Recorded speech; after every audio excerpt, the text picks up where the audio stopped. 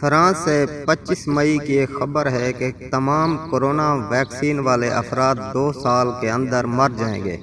Nobel انعام یافتہ lock مونٹاگنیئر نے تصدیق کی ہے کہ ان لوگوں کے بچنے کا کوئی امکان نہیں ہے جن لوگوں نے ویکسین کو کسی بھی شکل میں لیا ہو۔ ان کی زندگی محض 2 سال ہے۔ چونکا دینے والے انٹرویو میں دنیا کے مشہور وائرولوجسٹ نے واضح طور پر کہا کوئی امید نہیں ہے اور نہ ہی ان افراد کا کوئی علاج ممکن ہے جو پہلے ہی ویکسین لے چکے ہیں۔ ہمیں لاشوں کے آخری انتظام کے لیے تیار رہنا چاہیے۔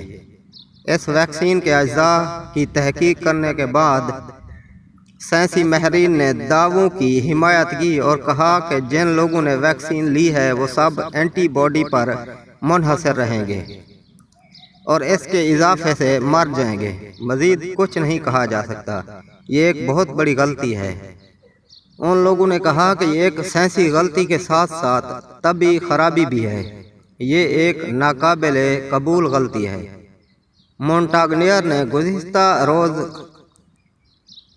رائر فاؤنڈیشن امریکہ کے ذریعے شائع کردہ ایک انٹرویو میں کہا تاریخ کی کتابیں یہ ظاہر کریں گی کیونکہ یہ ویکسینیشن ہے جو مختلف حالتیں پیدا کر رہی ہے۔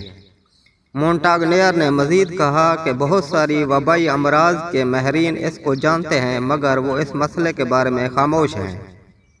بعض ذرائع لاک مونٹاگنیئر کی تحقیق کو مسترد بھی کرتے ہیں۔ اللہ تعالیٰ تمام عالم اسلام کو اس جیسی وبائی امراض سے بچائے۔ آمین۔